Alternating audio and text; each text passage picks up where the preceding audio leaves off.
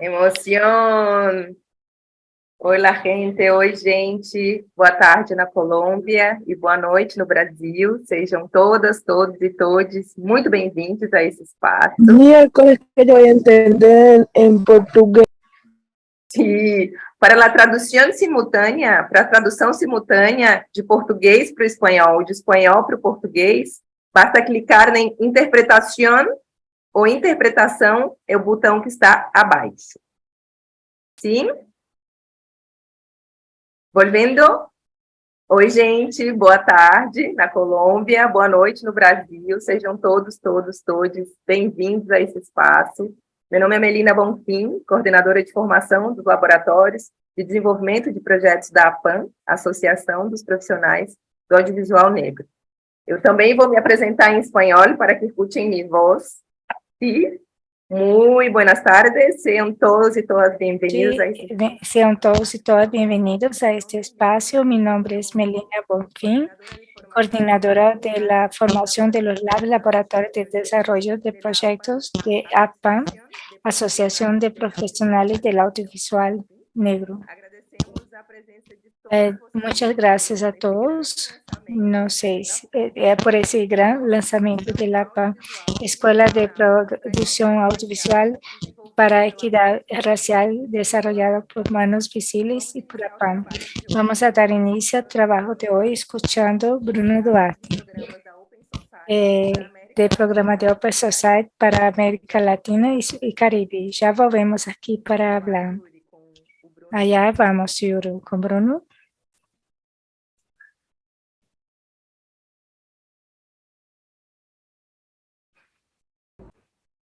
Eu sou Bruno Duarte, Buenas oficial de tardes, soy Bruno programas Duarte, da Open Society del programa de para América la Latina Open e Society com muita para alegria América Latina y recebo a Caribe. Con notícia mucha também em nome da alegría Fundação recibo la do buena lançamento noticia da FOCO, de la a Escola de del Audiovisual lanzamiento para a de Equidade FOCO, Escuela Racial, de é uma Audiovisual parceria entre para la a Equidad APAN Racial. e Es Manos un asocio Visíveis. entre APAN y Manos Essas Visibles. são organizações que eu Essas acompanho, né, são no Brasil e na organizações que Colômbia, hago que têm segmento em feito um Brasil e trabalho Colômbia, que espetacular, han hecho un trabajo propondo genial, novos modos de fazer espectacular, proponiendo audiovisual e nuevas também de formas de fazer hacer política. audiovisual É de y de iniciativas hacer como essa política, que a de gente precisa iniciativas para como esas que continuar necesitamos para potencializar seguir ainda mais fortalecendo a y participação de pessoas aún negras na más indústria do audiovisual e incrementar la também na produção de participación de las conteúdos personas para en esse novo producción tempo que a audiovisual para gente ese nuevo tanto tiempo que sonha na região. nosotros tanto soñamos en la Abraço, región. Un parabéns e muito abrazo, sucesso. felicitaciones y éxitos. Obrigada, Yuri. Geralda, Gracias, passa pro William. canal para traduzir do português para o espanhol, tá bom? Geralda é a nossa tradutora, gente, que está aqui compartilhando com a gente, tá? Bom, nessa tarde e noite, compartilharemos com vocês os detalhes dessa convocatória e teremos a Masterclass La Revolución del Cine Afro-Latino, Quilombo Cinema, e um abre-alas para o que será o nosso processo de formação nos próximos 2 meses. Nos acompanham 3 grandes referências, a gente está muito feliz, em cada um de seus países, impulsionando o desenvolvimento de espaços mais equitativos no audiovisual. Da Colômbia, nos acompanha Paula Moreno, ex-ministra da Cultura, autora do livro Poder de lo Invisible e Sonar lo Impossível, publicado com a Random House. Paula é fundadora das Manos Visibles, uma organização que há 13 anos tem incubado redes de lideranças e já impactou mais de 25 mil afrocolombianos e indígenas na Colômbia, fortalecendo mais de 500 organizações e uma rede internacional, a Afro Inova, em 10 países com a maior população da diáspora africana. Do Brasil, nos acompanham Rodrigo Antônio, cineasta, produtor e consultor de impacto social, que já produziu diversos longas e curtas-metragens de ficção e documentários com reconhecimento e trajetória internacional. Além de webséries, documentários educativos e uma série televisiva, Rodrigo desenvolve pesquisas sobre as memórias de famílias negras no documentário brasileiro. Foi presidente da APAN e, atualmente, é coordenador de formação da Secretaria do Audiovisual do Ministério da Cultura do Brasil. E está conosco também nossa convidada especial, que correu para chegar, para estar aqui com a gente hoje, né, Tati? É a responsável pela Masterclass de hoje, Tatiana Carvalho Costa, que é cineasta, professora, pesquisadora de cinema negro contemporâneo no Brasil e membro do FINCINE, Fórum Itinerante de Cinema Negro, e atual presidente da APOC. A Foco, que time, gente, que noite bonita. Bom, a Foco é uma escola binacional que nasce com o intuito de fortalecer líderes criativos do audiovisual, no intuito, né, desculpa, gente. A Foco é uma escola binacional que nasce com o intuito de fortalecer líderes criativos do audiovisual do Brasil e da Colômbia, contribuindo no desenvolvimento de novas narrativas audiovisuais da diáspora africana das Américas.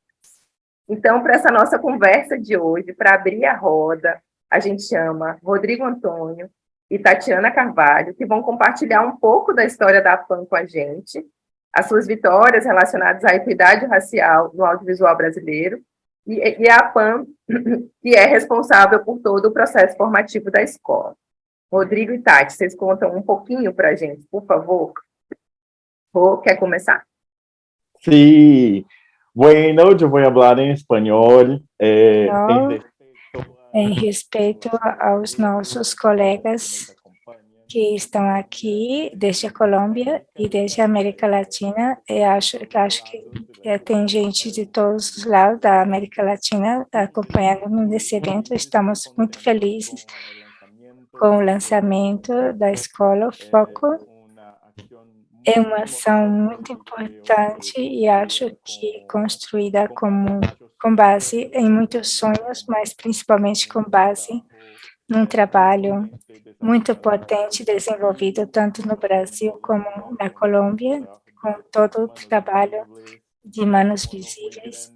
É um mundo muito grande. Acompanhar o trabalho que foi criado por Paula Morena e toda a sua equipe. E é muito bonito da parte da PAN, nesse processo que eu posso acompanhar, estando 3 anos primeiramente como conselheiro da associação, a PAN, e depois como presidente dessa associação, poder sonhar e propor esse espaço em conjunto com tanta gente muito potente. Então, eu quero começar agradecendo a todos que estão aqui, a equipe de Manos Visíveis, Paula, Valéria, que estiveram ao longo dos últimos meses, uma interlocução que tem sido muito linda e que certamente continuará assim, com muitas evoluções para toda a parte latino-americana, e agradecer à equipe da PAN, a Melina Bofim, que há 3 anos abriu espaços formativos de formação, a Maurício, por aí, que também está aí acompanhando-nos há alguns anos no processo de construção do que hoje é o Festival Interação de Fiambre. E falando de Fiambre, agradecendo a Tatiana Carvalho, que tomou esse processo conosco e como conselheira, e nos últimos anos da Associação APAN, e os últimos anos assumiu a direção artística do festival, e agora é a presidente dessa associação, em conjunto com Janaína, que certamente está por aqui também, ligada nesse processo, que também e que nas últimas semanas e meses tem estado nesse espaço e falando um pouco do que nos trouxe aqui, e esse espaço de apresentação com a Tatiana, eu estou muito feliz de que possamos falar de uma descentralização do audiovisual, não somente no Brasil, mas também na América Latina. A PAN é uma associação que nasce como uma ação de institucionalização do audiovisual negro. A PAN tem, na sua gênese, um processo de pensar coletivamente o protagonismo do cinema negro no Brasil. É um contexto dos últimos anos, das últimas décadas, que era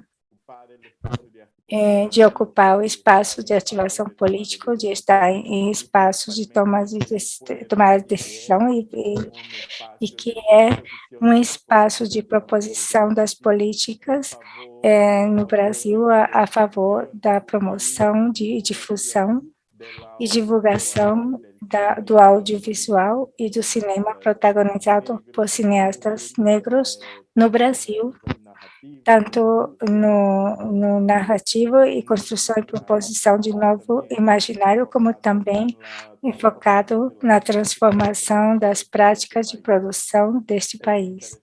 É muito interessante porque a PAN começa um trabalho nos últimos anos, enfocando-se na construção de um espaço coletivo, no sentido de que era possível pensar no brasileiro a partir de um protagonismo do brasileiro que se constituiu nos últimos anos. E de todo o trabalho é muito necessário que façamos uma construção com tudo que fundou a associação, que tem fundido muito de como chegamos até aqui com a presidência de Ali Ferreira, o trabalho de Cândido, Jorge Prado e uma série de atores e agentes sociais que sonharam esse espaço, que trabalharam muito para realmente fazer que a APAN, o que é hoje esse espaço de um quilombo do cinema do Brasil. Então, isso é muito potente, acho que continuemos nesse espaço baseado nos 3 primeiros anos da fundação, quando, de fato, a APAN compreende um passo de não somente de pensar, a entender o cinema negro brasileiro como ter uma compreensão muito mais ampla e plural dos cinemas negros na modalidade feita nas regiões desse país. Esse passo é dado pela APAN a partir da sua primeira eleição da sua fundação em 2019, foi o que nos trouxe nesse momento, quando constituímos o Conselho Regionais, onde eu não me apresentei, mas eu venho de do cinema amazônico do norte do Brasil, então vivíamos um processo de isolamento e de uma dificuldade de acesso às ferramentas e às narrativas que estavam sendo feitas e pensadas nesse país.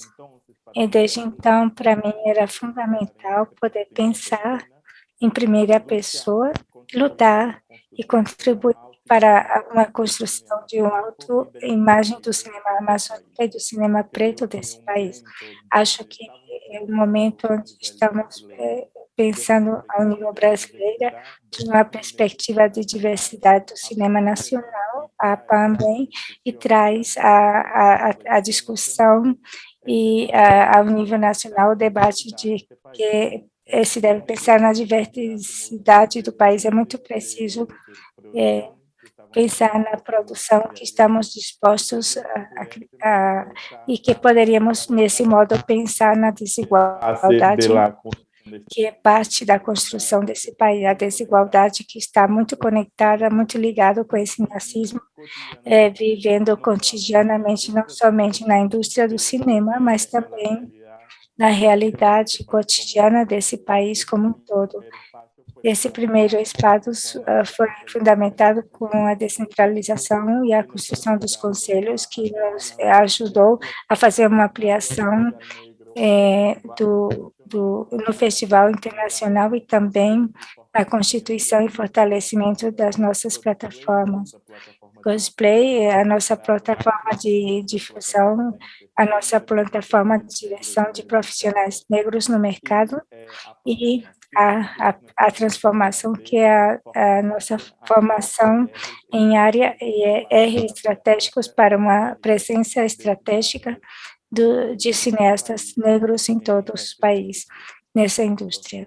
Então, passo a palavra a Tati, que assume a presidência nesse momento, que é uma importante conexão com a América Latina.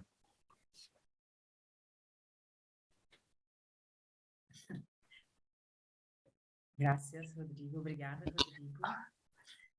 Buenas tardes. Boa tarde. Vou falar em português. Bueno, Tradução simultânea. Vou falar mais despacito, para que a tradução possa acompanhar para vocês. E fico muito feliz de ver aqui no chat as pessoas já se apresentando de várias cidades da Colômbia, né? É muito emocionante estarmos aqui hoje para esse arranque da escola.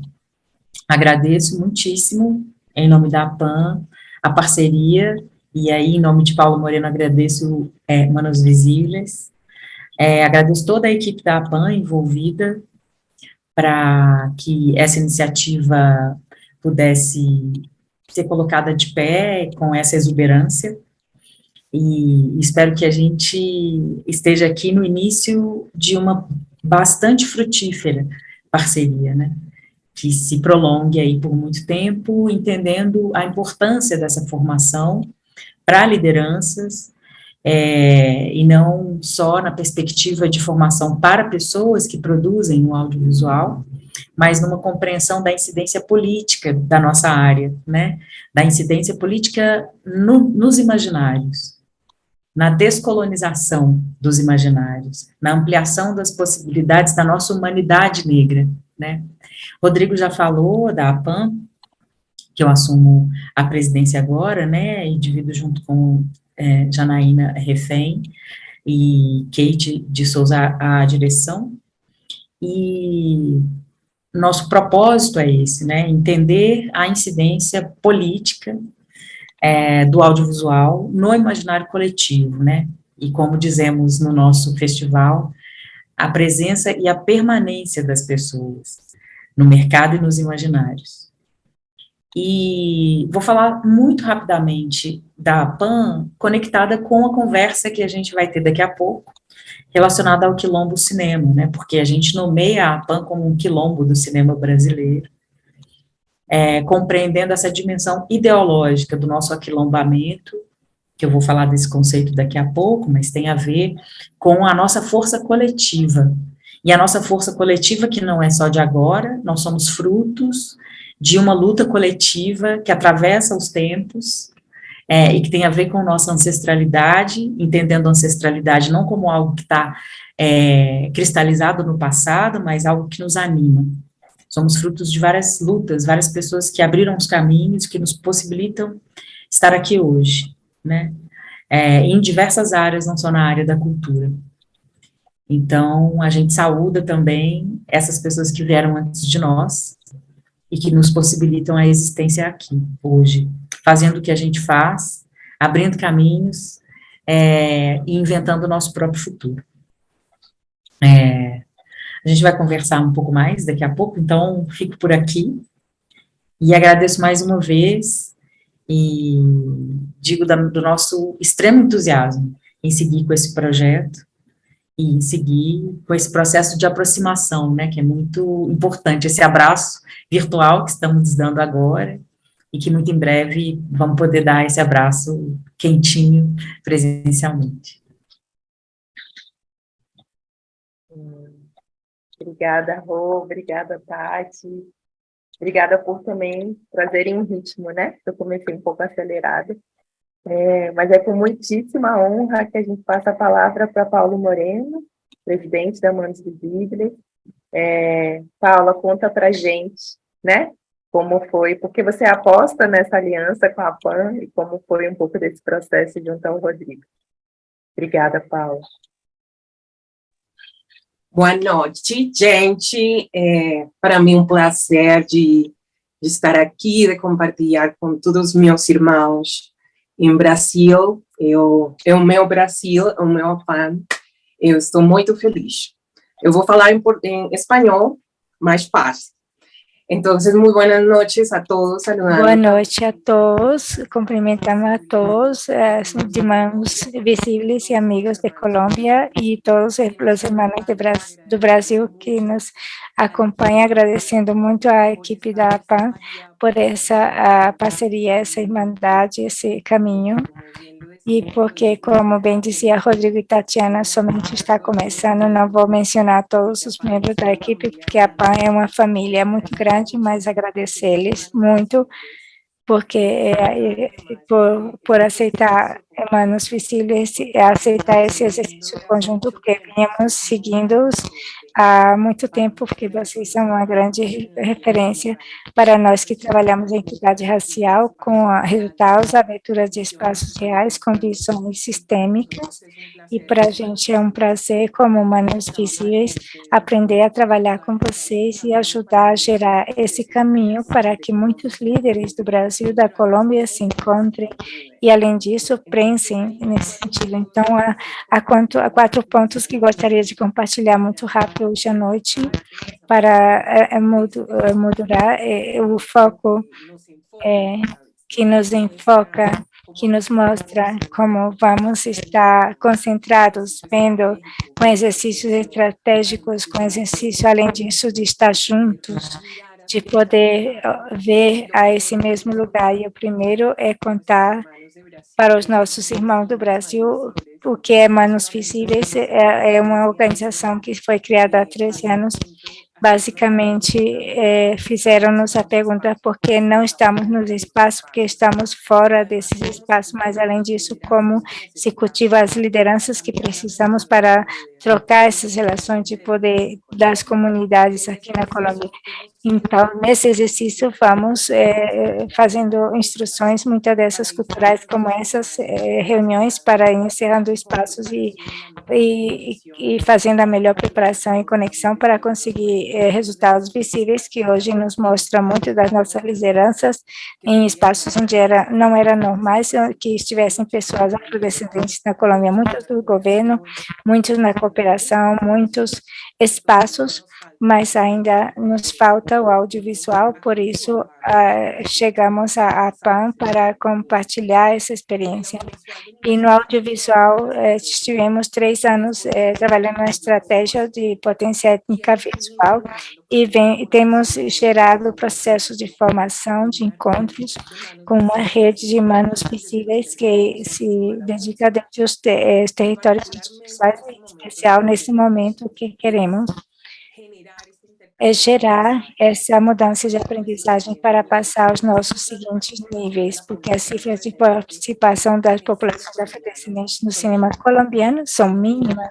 Se a gente vê os montantes que não superam 5 a 10 pessoas que participam no fundo de cinema, a lei de cinema, se a gente vê os grandes filmes que representam esse país, ainda nós não aparecemos no cinema, como esse álbum de fotografia, onde aparece a família nós ainda não aparecemos, mas, além disso, o primeiro ponto que eu gostaria de mencionar dessa aliança, que eu acho importante, é que precisamos balancear a voz de autorreferência, melhor dito, o cinema feito não somente registrando-nos, mostrando-nos, como também as pessoas negras nos diferentes espaços de gerações audiovisuais, não somente diante das câmeras, senão atrás das câmeras, e gerando todo o movimento ao redor disso.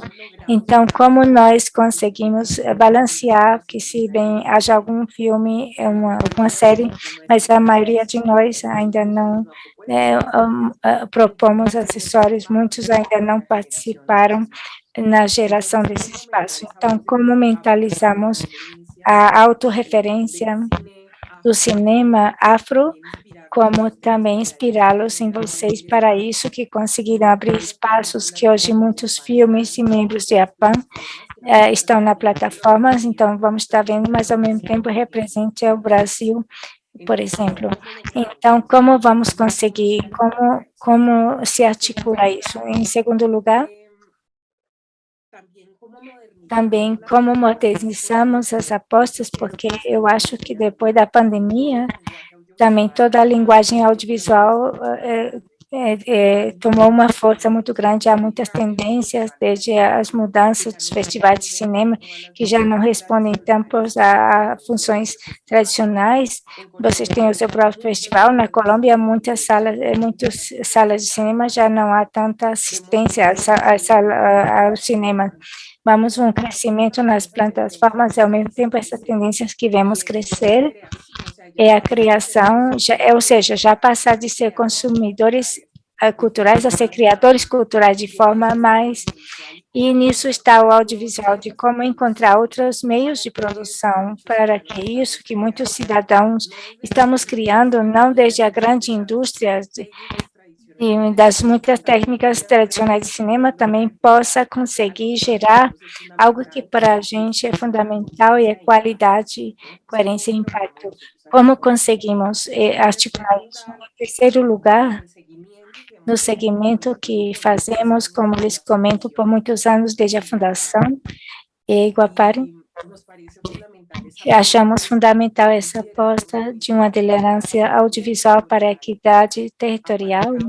A APAN acaba de fazer seu encontro e cada vez que eu pergunto a alguém, dizem, Paula, em 22 estados tivemos membros e cada um dos presidentes da APAN vem de estado. Alguns não vem muito do centro do Brasil, então que é interessante pensar nessa aposta na liderança audiovisual que países como a Colômbia não é tão comum, desde essa quantidade de regiões, desde essa quantidade de estados que gera equidade de territorial e essa aposta da equidade racial e territorial que nos achamos importante, mas além disso uma visão sistêmica também da liderança audiovisual encontramos na APAN, por isso aproveitamos a sua experiência, porque nessa visão sistêmica não é tudo o que vocês diziam, Tatiana, Rodrigo, não é só o setor audiovisual, há uma visão comunitária de favela, de quilombos, de raízes, porque não é que este seja o grande setor, ou seja, são as raízes, as comunidades, os coletivos. Então, há uma visão comunitária também de indústria, porque, por exemplo, o fórum de emergência que vocês administraram com a Netflix, a plataforma, a conversa contínua que vocês tiveram com as plataformas, há uma visão do governo, de fato, o Rodrigo está nesse governo, e membros de aparecer em diferentes exposições do governo. Então, há uma visão sistêmica que existe na cooperação. O nosso querido Bruno, que adoramos ele na Colômbia, que apoia a APAN e a Mano Visibles, e vem também de um processo, não de reflexão comunitária, um processo, então, essa visão sistêmica de liderança audiovisual para a gente é muito importante, porque também é o que permite gerar e dar, além disso, uma equidade que não é só indústria, senão que também é comunidade, raízes, mas, ao mesmo tempo, são diferentes espaços. E, para concluir, explicar também a todos os que estão aqui, que nos acompanham, que teremos, obviamente, esse prazer de intercambiar experiência, no caso da Colômbia, encontrar também a nossa própria voz mais potente, inspirá-los com todos vocês. E gostaria de encerrar dizendo que, precisamente, o foco nessa primeira etapa, eu também tive uma aliança por vários anos, um casamento por vários anos. Então, que essa primeira etapa é de formação e teremos a APAN ajudando-nos a detectar quais são as histórias e o contexto que geram essas histórias, como lhes digo, pensando no cinema com consciência, com impacto, com a intencionalidade muito clara. Depois, teremos a oportunidade de explorar com a APAN parte dos resultados dos projetos audiovisuais dos participantes. Vamos ter a presença da APAN na Colômbia e especificaremos os momentos desse processo, esperando que seja na Colômbia, que, obviamente, a maioria está na Colômbia, mas os melhores que possam estar com alguns membros da equipe da APAN, pensando no desenvolvimento dos seus projetos e aproveitá-los dessa capacidade. Essa é a segunda parte. E a terceira é que teremos uma delegação dos melhores no festival da APAN em novembro, que é um grande espaço também para ir pensando na articulação, nas alianças para agendamento da cooperação audiovisual, dos projetos audiovisuais internacionais e de manos visíveis. No ano que vem, fruto de todo esse processo, teremos a oportunidade de investir alguns recursos nos melhores processos que surgem desse espaço. De fato, hoje à noite estão acompanhando-nos de Proimagem os líderes do ético colombiano que estão muito atentos do que surge nesse processo, e Cláudia e Triana estão também acompanhando nessa transmissão. Então, vamos juntos. Quero encerrar aqui, eu não sei se eu demorei muito, mas agradecer-lhes, a equipe da APAN e a todos vocês, e a jurar que estamos fazendo histórias, porque além disso, essa é a beleza do cinema, da arte, que é um legado que se conseguimos materializar com ideias como essas, vai permanecer quando algum de nós não tivermos. Então, confio muito no que vai acontecer aqui. Muito obrigada, muito obrigada. Um prazer. Tchau.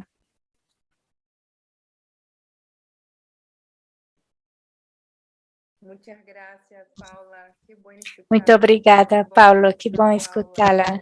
Agora, escutá-la, muito obrigada.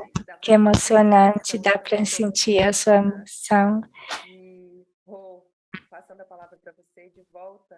Você, quando ainda presidente da APAN, desenhou junto com o Manos Visíveis o desenho da Foco, né? Que por ouvir a Paula falando, traz muito a memória do Lab Negras Narrativas, né? Que em sua primeira edição acontecia especificamente em uma etapa, em um lugar em São Paulo, e que depois ganha novas etapas no desenvolvimento de projetos. Então, se você puder contar um pouquinho mais sobre essa inspiração no Lab e na construção da Escola Foco, por favor.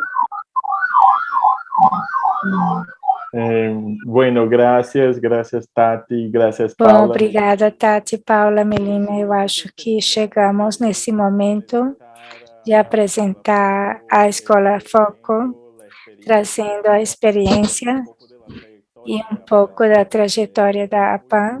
É muito lindo, é muito emocionante, que pensamos que agora é de uma história de mais de 30 anos de muita articulação política e de uma articulação da APAN, que não está somente no processo de diálogo com os institucionais e o governo e as outras entidades ou associações de ação política no Brasil. A APAN tem algo muito mais amplo, que é pensar em muitos eixos de ação, a formação, a difusão, por meio de plataformas multiplayer e também de tudo o que está sendo gerado a partir da ampliação do cenário em festivais e do lindo que foi desde 2020,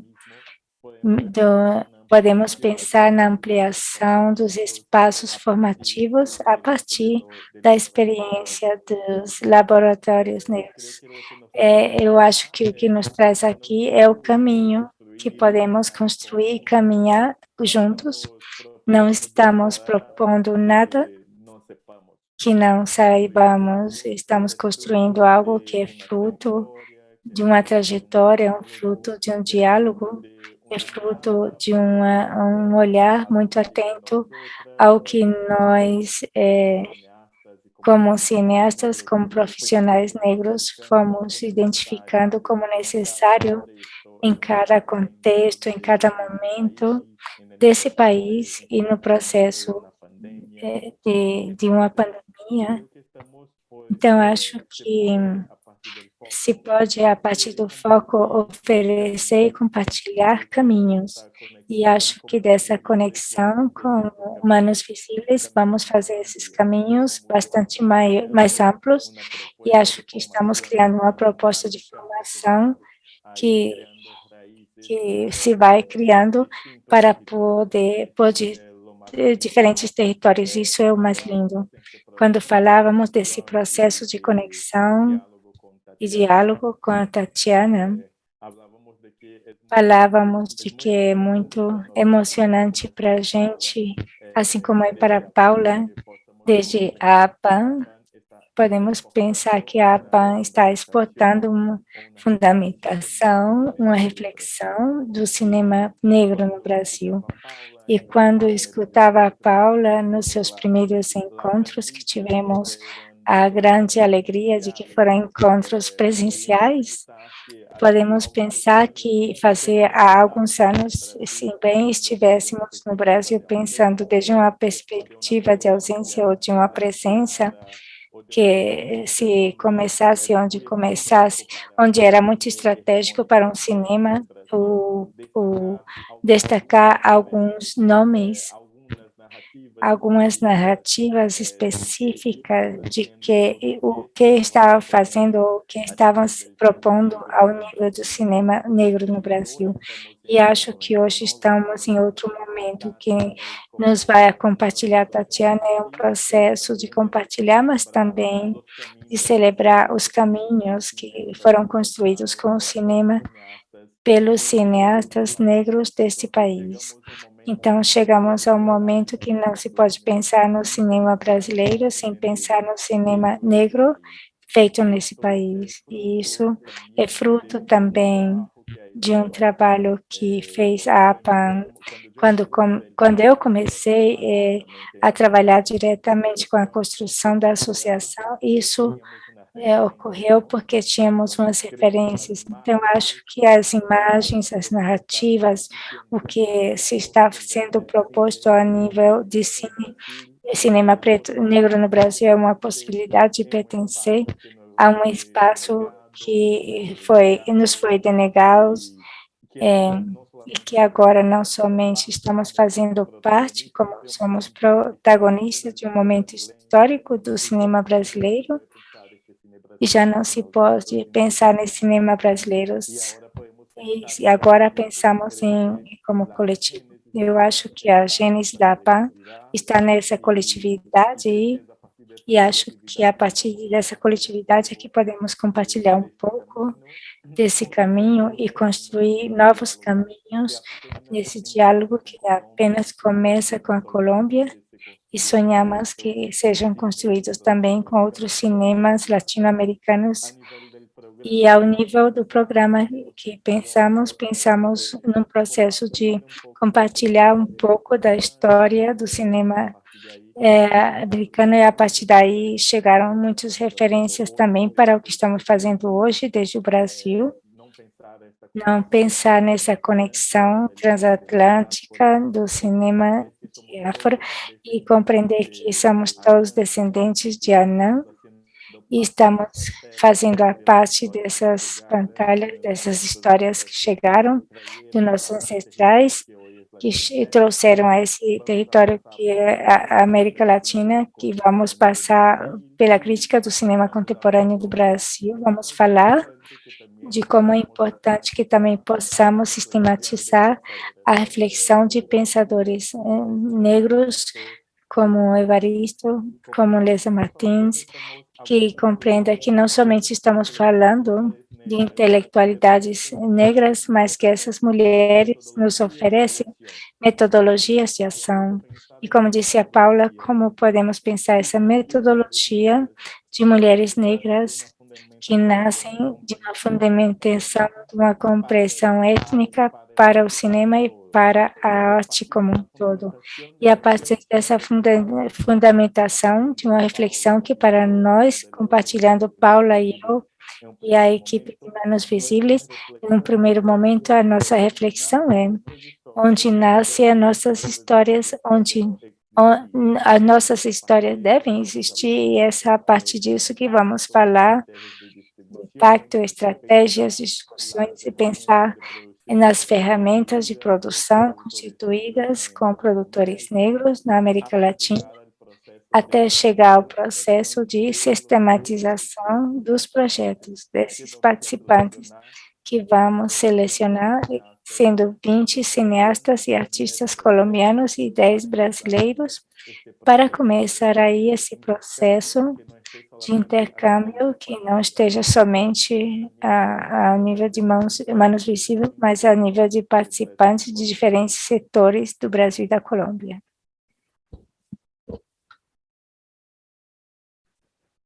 Muchas gracias. Muito obrigada. Eu falo muito, então, Yo también, Rodrigo, yo también. Y solamente eu também. Melina, Somente antes que Melina nos oferecer esse espaço, reiterar que essa ideia, aqui como você diz, o cinema brasileiro feito por pessoas negras, certo que essa é a mirada, não somente sobre o cinema afro-brasileiro, senão como o cinema brasileiro, desde a nossa diversidade, como vemos a nação e o país, como geramos, essa é a parte da aposta de reflexão que temos do cinema colombiano, não feito por pessoas, não é particularmente cinema afro-colombiano, senão que é um cinema onde as pessoas negras estamos em país e representamos o país, não somente nesse tema. Eu simplesmente queria repetir que essa reflexão é muito importante e agradecer-lhes. Perfeito, muito obrigada, Paula. Muitas graças, Paula. O lembrete final da convocatória, no final da nossa conversa, vou passar diretamente para a Tati e agradecer mais uma vez, Paula, Rodrigo, pela participação, e passar para a nossa Masterclass, Quilombo Cinema, que em espanhol talvez fosse Palenque Cinema, não, Tati? Com a nossa presidenta da APAN, Tatiana Carvalho Costa. Vamos lá, Tati.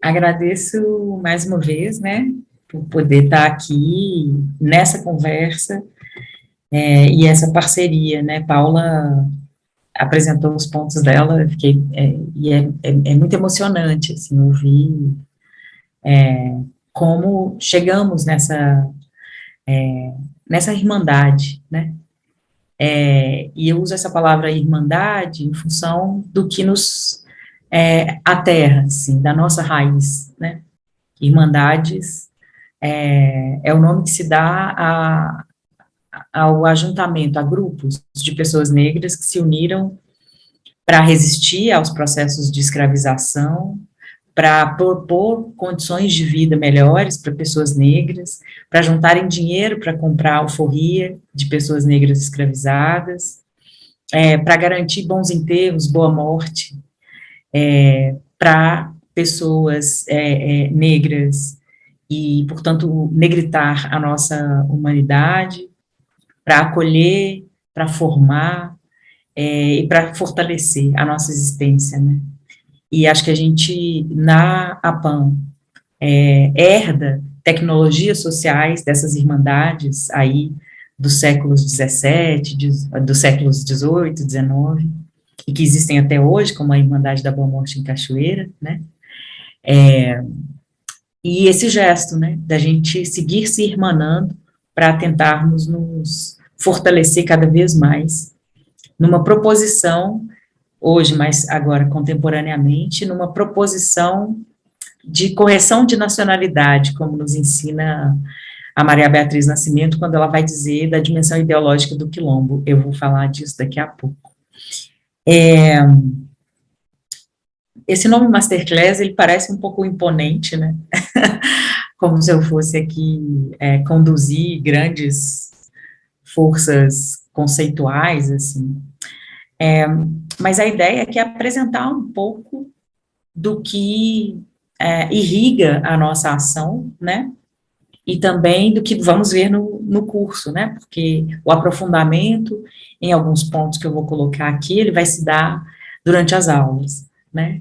Então, convido vocês aqui a uma reflexão e também deixo em aberto para que, se alguém tiver alguma dúvida, alguma questão ou quiser fazer algum comentário, por favor, utilize o chat e a gente vai abrir mais ao final para essa troca também, tá? Eu não pretendo me alongar muito, mas vou partir de algumas imagens e de alguns dados e de alguns conceitos para propor essa conversa. Quero começar com uma provocação para a gente pensar, Paula já deu a deixa, né? Esse cinema que hoje assumimos como cinemas negros, e vou falar muito da perspectiva do cinema brasileiro, né? Para a gente compreender um pouco uma trajetória, o que nos constitui, o que possibilita a nossa existência da maneira como estamos hoje, num cenário de produção cinematográfica que, sim, tem Marte 1, como esse filme que chegou a ser indicado, né, para o Oscar, chegou a ser indicado pela Academia Brasileira de Cinema, né, para chegar ao Oscar, mas infelizmente não foi acolhido lá, assim como outros filmes brasileiros, né, que chegaram, nós vamos falar dele daqui a pouco. Então, esse filme ele representa, e aí digo isso com muita tranquilidade por ter acompanhado de perto a trajetória dele, ele representa um pouco do que estamos vivendo no Brasil, porque é um filme que é fruto de um amadurecimento de uma discussão racial, um amadurecimento de uma discussão sobre cinema, de uma discussão sobre cinema produzido por pessoas negras, sobre cinema brasileiro, e a existência dessa discussão é possível em função de uma articulação social, de movimentos sociais, de demandas da sociedade, que apresentam e pressionam governos que acolhem políticas públicas, acolhem essas ideias e as transformam em políticas públicas, como, por exemplo, políticas de ação afirmativa no audiovisual,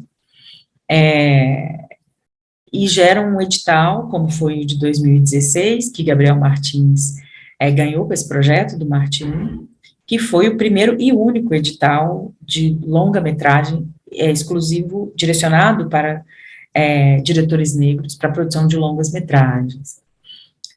Óbvio que eu não estou com isso dizendo que a única possibilidade da existência desses cinemas negros passa pelas políticas públicas, mas entendendo que qualquer campo de atuação econômica precisa de apoio de governos, e mudanças sociais, elas se dão de maneira mais acelerada, não só pela pressão social da sociedade civil organizada, mas também por meio de uma escuta de quem tem o poder institucional nas mãos, né? Então, no Brasil, a gente vive o resultado de uma confluência disso, né?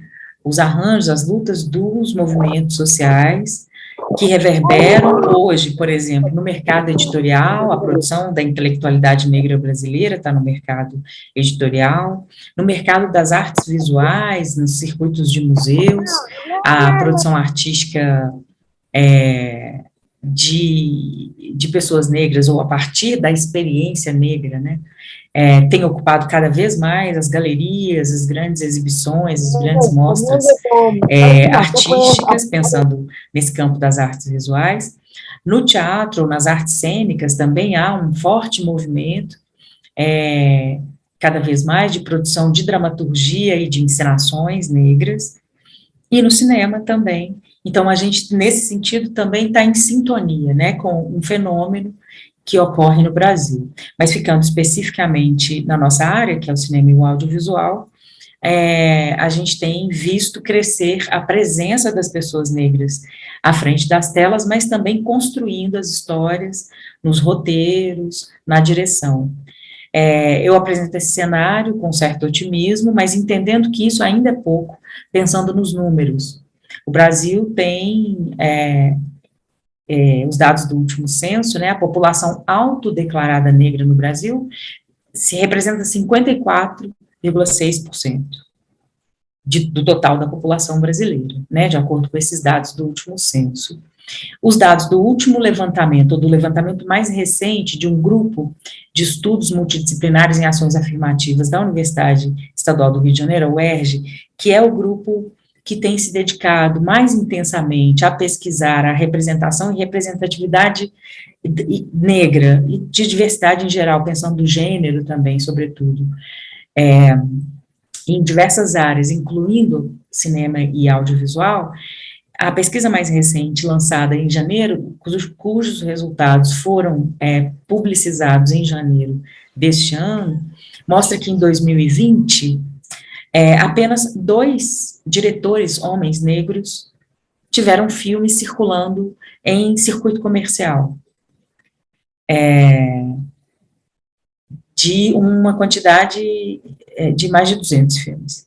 Então, proporcionalmente, tem sido feito muitos filmes, sobretudo curtas-metragens, que são de custo mais baixo, produção mais veloz, Mas ainda onde circula o dinheiro e onde é possível chegar a um público grande, a gente não tem ocupado esses lugares ainda. Então, temos ainda muita luta pela frente para que cada vez mais pessoas negras estejam nesses lugares de produção, mas, sobretudo, para que os filmes cheguem a circular. E, nesse sentido, imagino que seja parecido com Colômbia, a gente tem uma incidência internacional muito grande, impondo suas histórias, né? Eu vou dar números imprecisos aqui, mas, por exemplo, num universo de 2.300 salas de cinema, 1.900 salas serem ocupadas num mesmo dia ou numa mesma semana de lançamento por um filme como Avatar ou pelos filmes da Marvel, é de uma crueldade imperialista e de dominação do nosso imaginário que é terrível. Então, a gente segue com uma necessidade de incidência política, não só para a descolonização do imaginário, mas para a gente conseguir ter formas... eu estou compartilhando a minha tela aqui antes, espera, calma. Para a gente ter formas de ocupação dos espaços para exibição, para que as pessoas tenham acesso, né? Eu citei Martin 1 foi uma exceção, ele conseguiu ficar quase 6 meses em cartaz, né? Provando a demanda de mercado, pensando em mercado de cinema, né? Eu não entrei aqui nas plataformas de streaming, nem no mercado televisivo tradicional. Não vou entrar por conta do nosso tempo também, mas eu estou citando esses exemplos só para ter uma dimensão do que temos no Brasil aqui hoje, né, desse cenário. Mas vou recuar um pouco no tempo para a gente poder pensar essas imagens, né, produzidas por pessoas negras,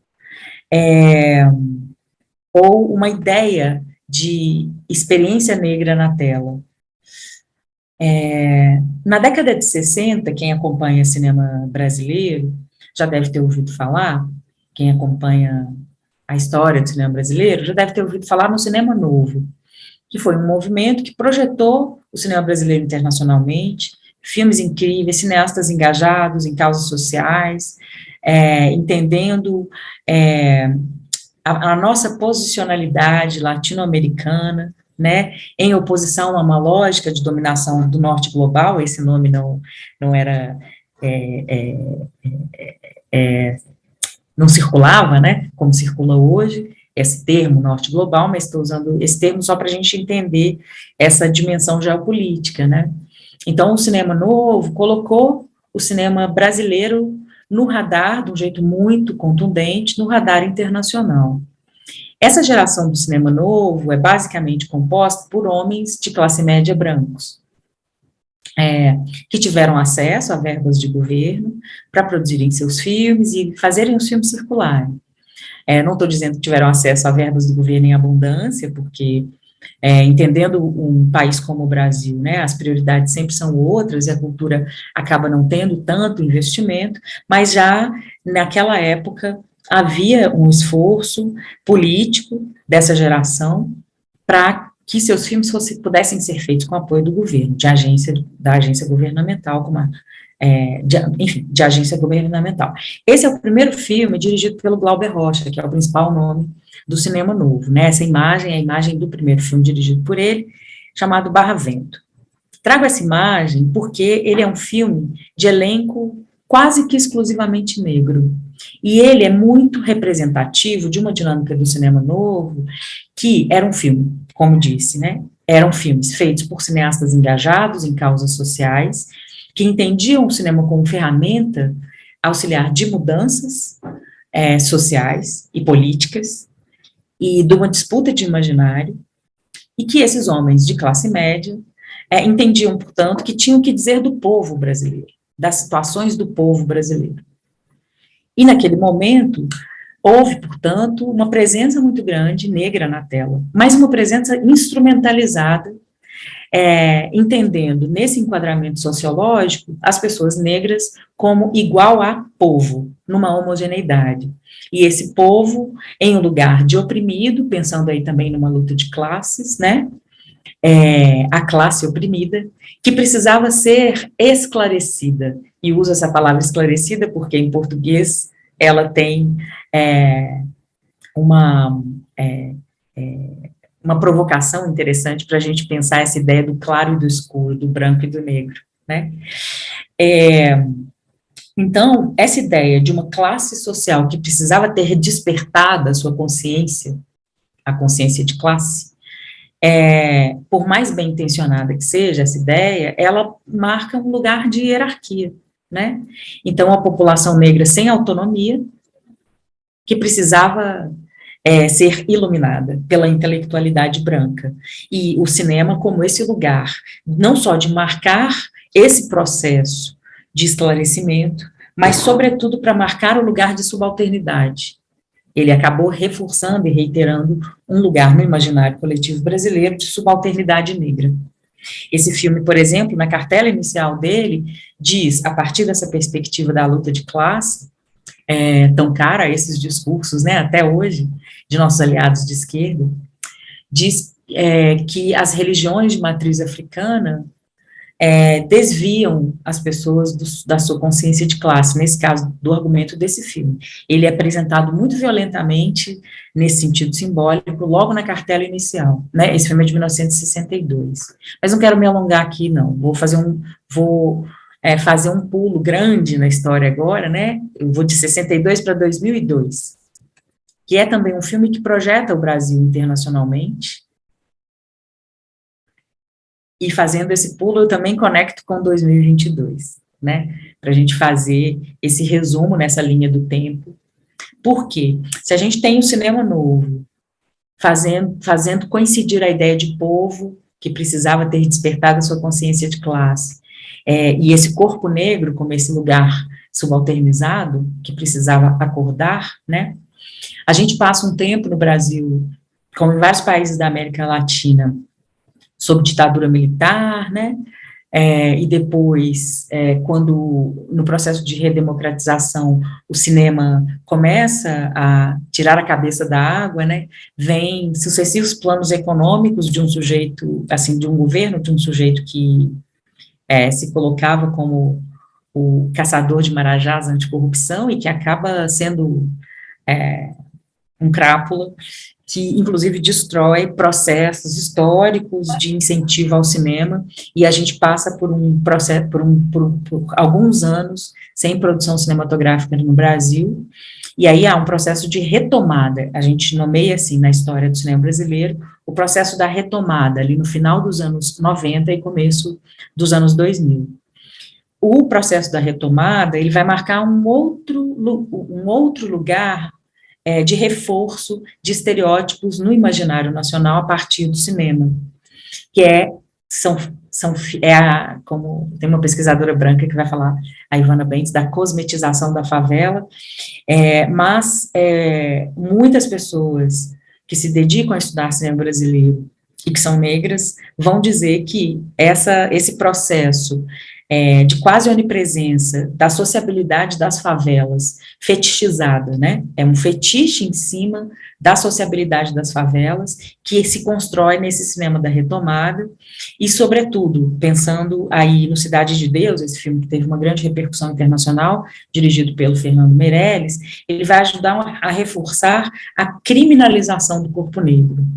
Ele aprisiona esse processo, aprisiona no que a pesquisadora Cíntia Guedes vai nomear como cativeiro estético, né, os nossos corpos negros. Então, o cinema brasileiro, produzido por pessoas brancas, ainda que bem intencionadas para a revolução social, não se desliga de um imaginário racista, né, ainda que coloque protagonistas negros na tela.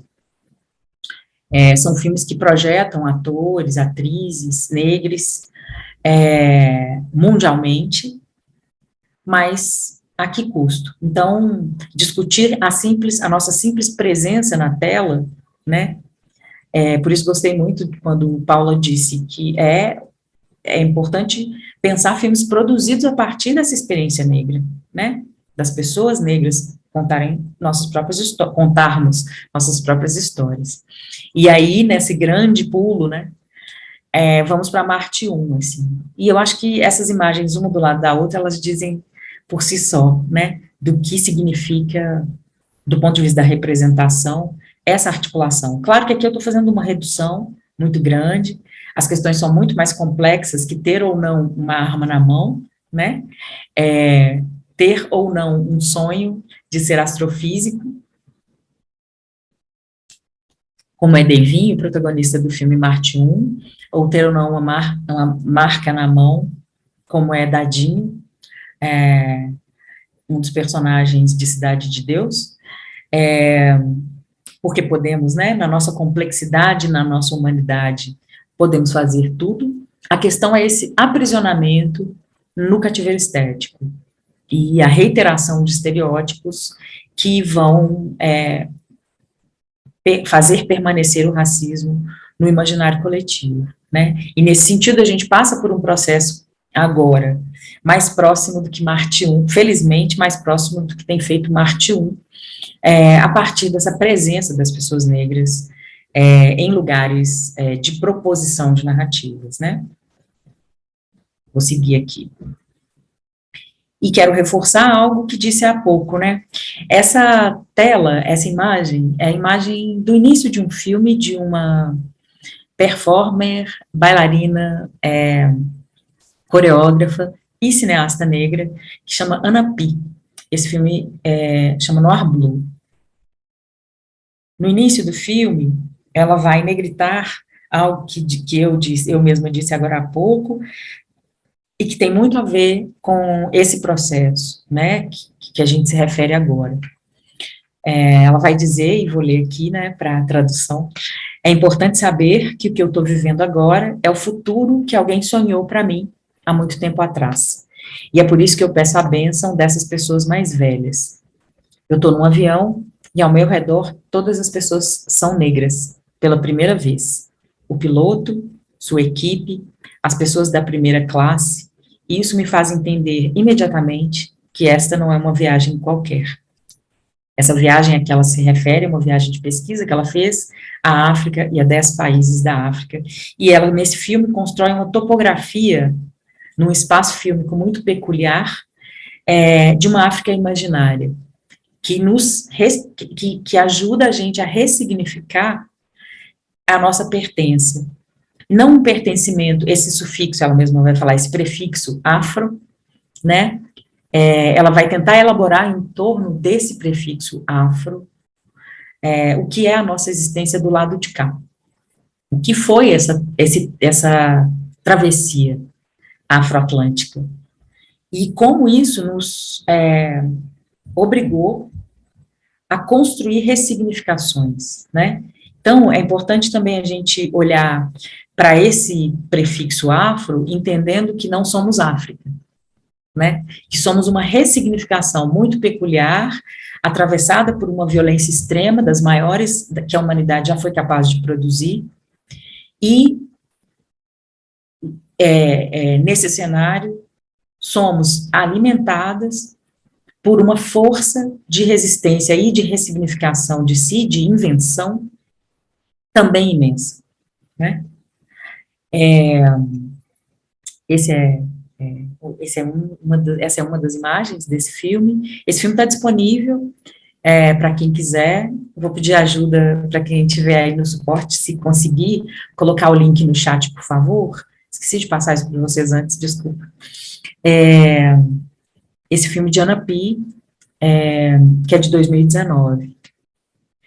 2018 foi lançado em festivais, mas começou a circular mesmo em 2019, e ela disponibilizou gratuitamente no site dela. Para quem quiser assistir, ele tem legendas, não tem legenda em espanhol lá, tem legendas em inglês e em francês. Mas ela fala despacito, então, quem quiser assistir, acho que vai conseguir compreender, e ele também, enfim, vocês vão assistir e aí a gente comenta.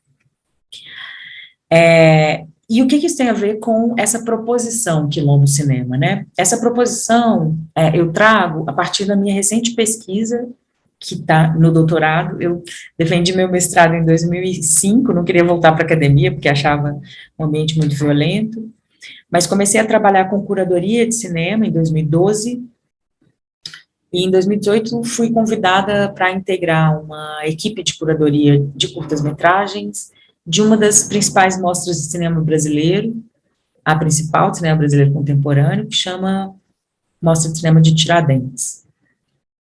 Essa mostra recebe, em média, 900 curtas-metragens por ano, ela acontece anualmente em janeiro, não só de cinemas negros, né, de cinema brasileiro em geral, uma média de 900 filmes de curta-metragem e de 250 a 300 longas-metragens.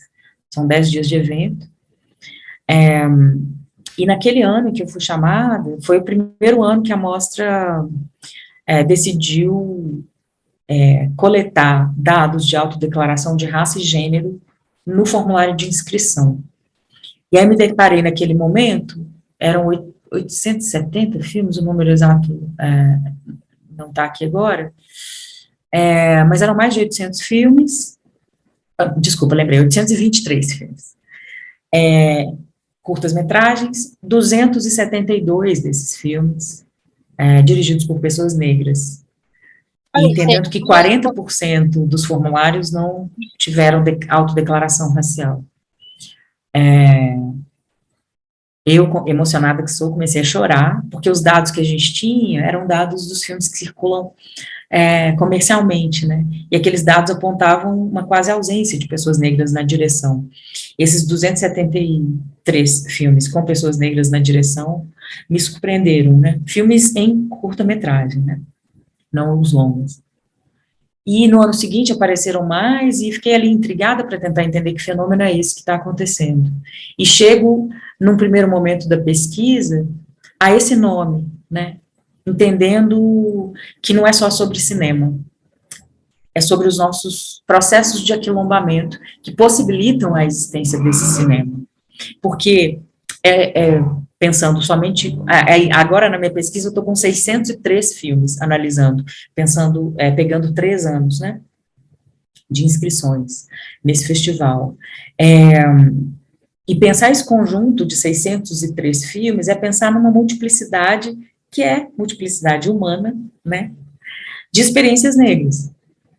Multiplicidade de experiências negras. Então, são filmes que fazem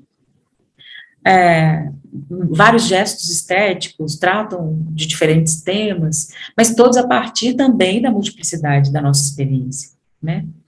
E isso tem a ver com os processos que eu disse no início, né? Quem veio antes da gente, aí elaborando conceitualmente, no campo social de maneira mais ampla, no campo artístico mais especificamente. Esse termo, ele vem da discussão desta mulher, uma historiadora brasileira, infelizmente já falecida, chamada Maria Beatriz Nascimento.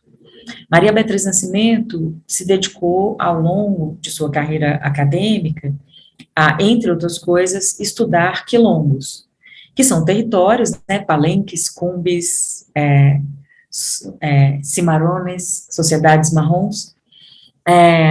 Historicamente, são esses territórios de resistência,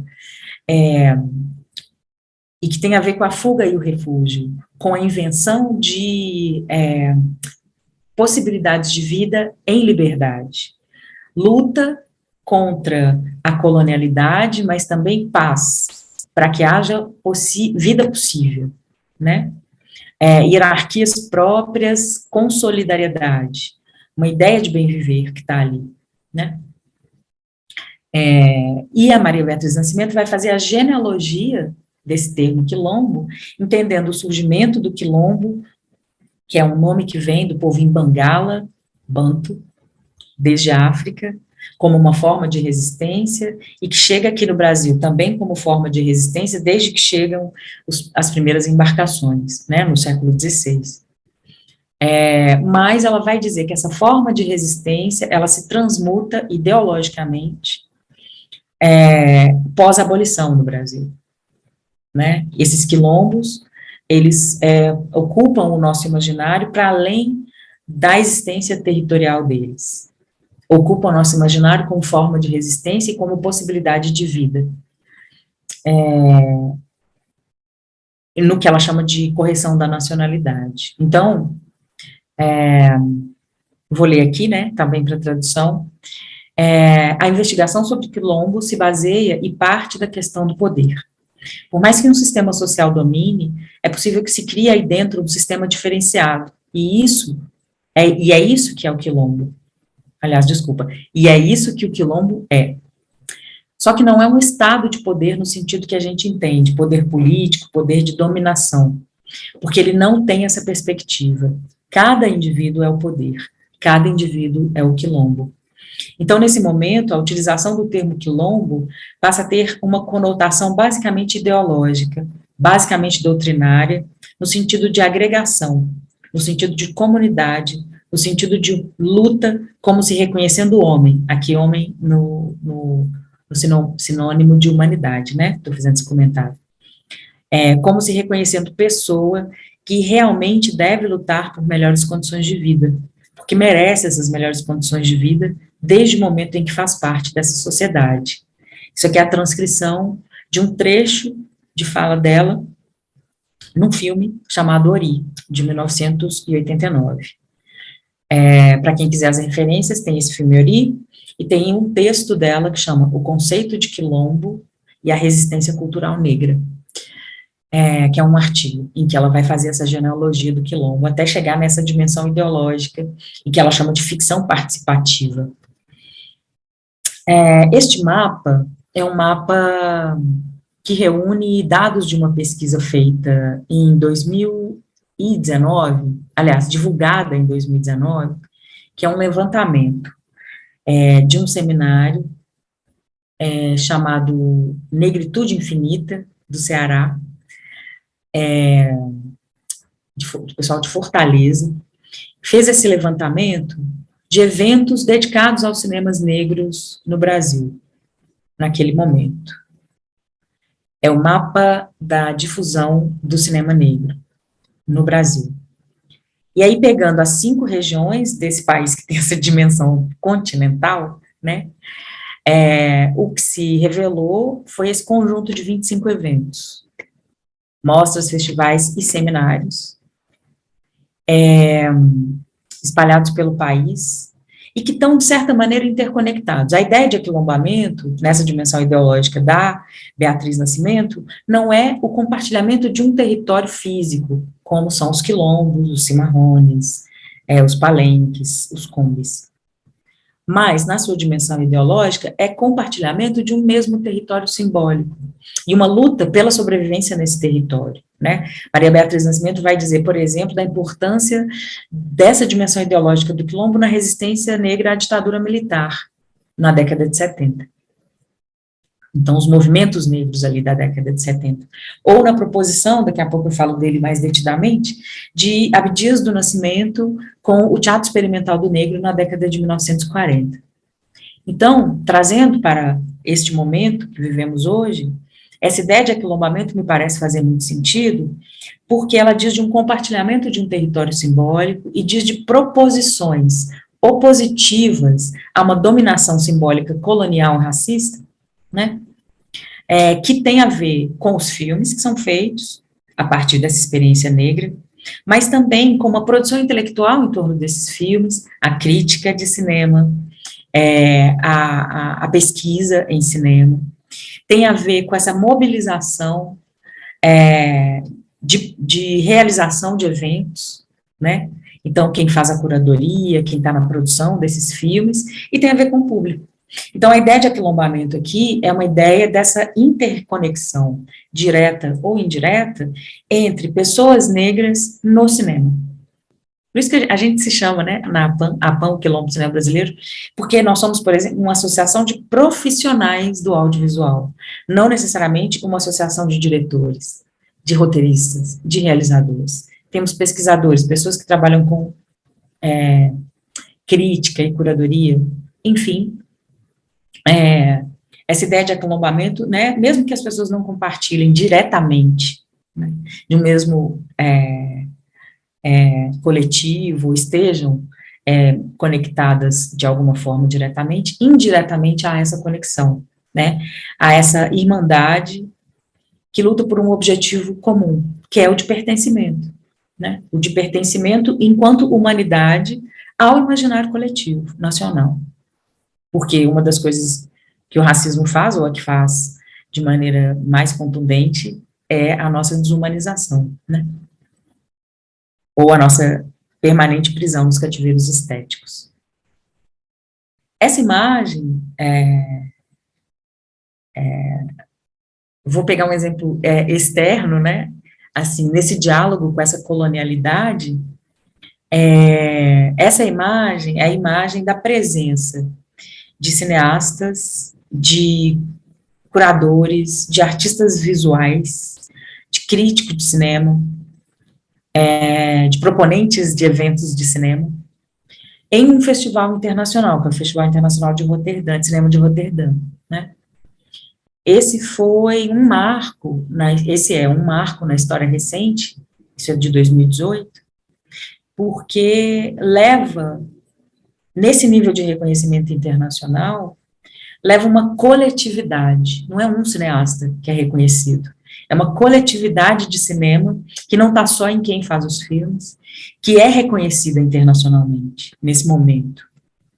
E estou trazendo esse exemplo do exterior, porque isso é um marco, para mim, não o único, mas estou usando isso como marco na minha pesquisa, de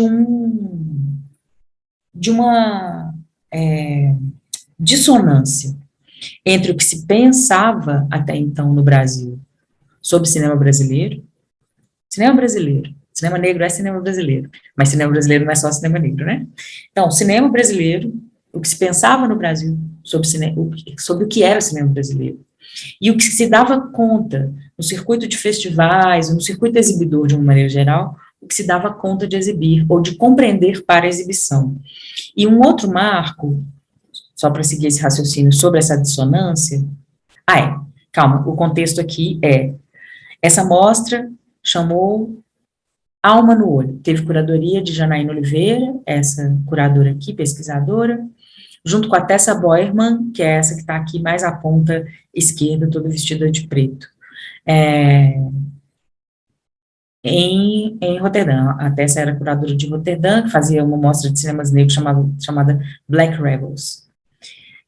O nome dessa mostra, Alma no Olho, Soul in the Eye, ela vem deste filme de Zósimo Rubu, que é considerado o nosso pai do cinema negro brasileiro. Esse filme é Alma no Olho, de 1973. Zósimo foi um desses corpos negros que fez parte daquele imaginário que eu mencionei lá no Cinema Novo, né? E ele foi uma das pessoas, não o único, mas uma das pessoas que insurgiu contra essa colonização do imaginário, fazendo seus próprios filmes. Fazendo uma proposição estético-política dessa presença da experiência negra na tela. Porque não é só sobre estar como protagonista na tela, é sobre como estar, né? Toda essa discussão de quilombo, com toda a discussão conceitual que vem dela, nos coloca essa necessidade de pensar como estar. E a dissonância que se deu no Brasil nesse momento, para pensar cinema brasileiro, foi num embate em torno de vários filmes, mas eu vou citar dois. Um Dia com Jerusa, Um Dia de Jerusa, eu sempre confundo curta com longa, mas é o curta-metragem dirigido por Viviane Ferreira, que teve no festival, que foi exibido no Festival de Cannes, e um curta-metragem da Yasmin Tainá, que foi exibido em Roterdã, no ano anterior, no Black Rebels. Esses dois filmes não passaram no circuito de festivais brasileiros, não foram selecionados. E quando são selecionados fora, o circuito de festivais brasileiros é questionado. Eu estou citando esses dois filmes, mas não são os únicos, né? É só porque eles são emblemáticos desse conjunto de filmes que começa a ser produzido no Brasil nos anos 2010, né? Na segunda década deste século. Havia também uma produção anterior, mas em volume, esta década de 2010, ela é a mais pujante. E esses filmes começam a circular, e o circuito de exibição tradicional, branco, não sabe o que fazer com eles. Então, isso aponta também um problema que é epistêmico, de conhecimento. Isso aponta para uma carência, se não falência, do processo de formação, de reflexão em cinema no Brasil. Esse processo de formação e de reflexão de cinema no Brasil, ele é tradicionalmente eurocêntrico. Então, começamos a sentir, a ver a necessidade urgente de outras referências intelectuais. E a gente não precisa inventar muito, há uma intelectualidade negra que nos ajuda a entender a nossa condição na vida e no campo artístico. Então, a gente também presencia, por isso, de novo, a ideia de quilombo cinema, não só relacionada à produção de filmes, a gente vivencia agora uma profusão de uma intelectualidade negra que se dedica a estudar o cinema negro a partir de teorias negras.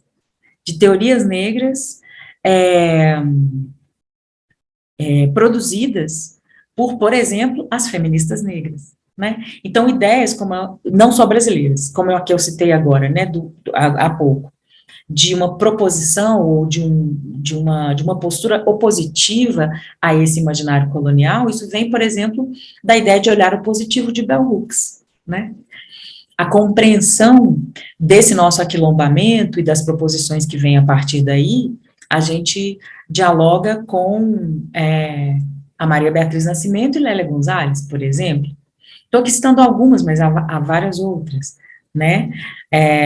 Também nesses estudos a gente acessa Grada Quilomba, acessa os radicais negros dos Estados Unidos, como Fred Moulton, por exemplo, né? Ou a própria Angela Davis, mas, sobretudo, intelectuais que se dedicam a estudar o campo das artes, né? E cito aqui, muito fortemente, a querida e grande referência, a Leda Maria Martins, que ela vai dizer de questões muito importantes nessa nossa conexão com uma filosofia banto, por exemplo, né? Como compreender as temporalidades, as experiências, as nossas afrografias, como a Leda nos coloca, né?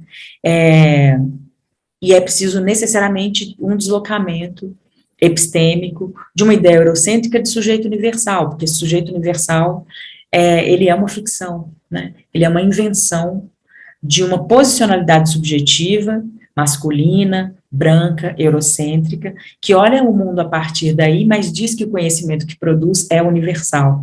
A gente no audiovisual, quem participa de laboratórios ou já estudou manuais, tá lá, é preciso achar uma narrativa universal. O que é narrativa universal? Uma narrativa que pessoas brancas com essa herança eurocêntrica podem compreender, né? Eduardo Glissant, martinicano, já nos coloca uma oposição a isso, ou uma complexificação do imaginário coletivo, ao nos dizer, no Poética da Relação, sobre a ideia de opacidade, né?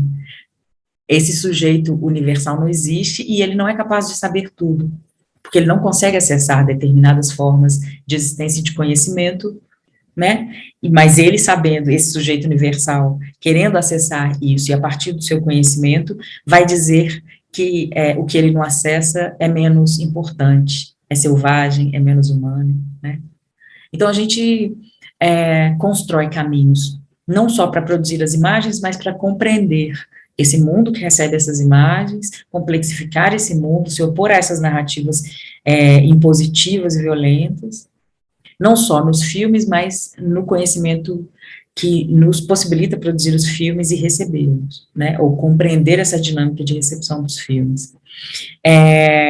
Já estamos bastante avançada na hora aqui, né, estou falando sem parar, porque também me empolgo bastante com esse tema, que estou imersa nele aqui, não só na ação política a partir da APAM, mas também intelectualmente com a minha pesquisa, mas quero só deixar uma experiência, uma provocação, citei Leda Maria Martins aqui, quero deixar por fim aqui de minha fala, uma provocação que eu acho que é um pouco um dos direcionamentos possíveis para essa nossa iniciativa da Foco, né, que é a pergunta que Leda Maria Martins, essa poeta, professora, pesquisadora, grande intelectual brasileira, que felizmente ainda está entre nós, viva, nos provocando sempre, Leda Maria Martins nos coloca essa questão.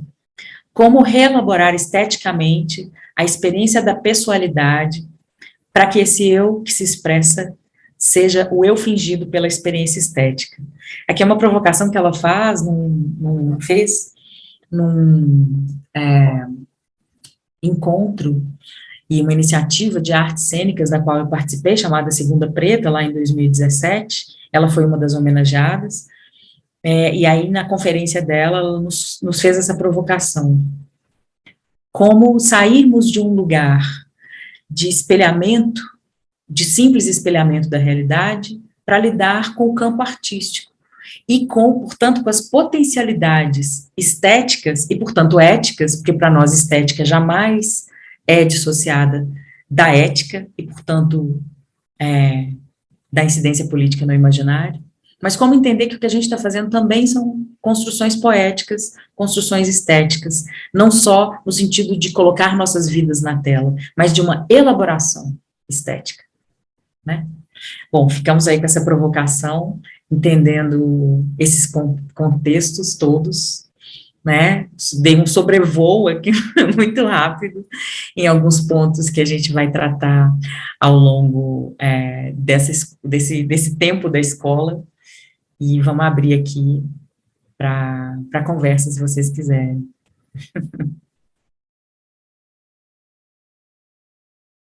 Paula, ¿quieres hablar? Paula, você quer falar? Tatiana, muito obrigada por compartilhar tanta sabedoria e essa conversa tão importante do estético como algo ético, que no final é o coração. Você encerra com isso, porque aqui há uma conversa estética, é uma conversação absolutamente ética, né? Muitas frases, muitas aprendizagens, e somente agradecer esse espaço, aprendendo aqui, anotando, eu que estarei todo no foco, sempre no foco, eu não quero perder nenhuma sessão, então muito obrigada de verdade, porque são muitas aprendizados. Obrigada. Muito obrigada, Tati. Sempre uma inspiração te escutar, e lembrando a todos que isso é só o começo, gente. Existe um mundo de conhecimentos, né, de informações, de referências, para todos nós compartilharmos ao longo da Escola Foco. Então, é só um gostinho, ou seja, imaginem o que é que vem pela frente. Sim, Paula?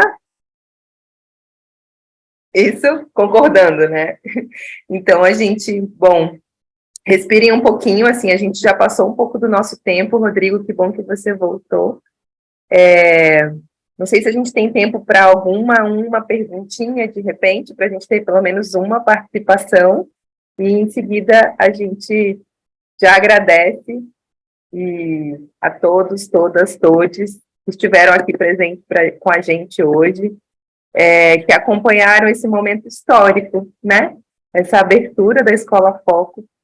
A gente quer agradecer imensamente a todas as pessoas que estiveram presentes durante toda essa noite, e também a todas as pessoas que estão trabalhando nos bastidores, tanto da Manos Visíveis quanto da APAN. É muito trabalho para que isso aqui aconteça, é muito coração para que isso aqui aconteça, e é uma longa estrada, né, para que estejamos aqui agora. Então, esperamos que vocês ainda estejam mais motivados a se inscreverem no processo formativo.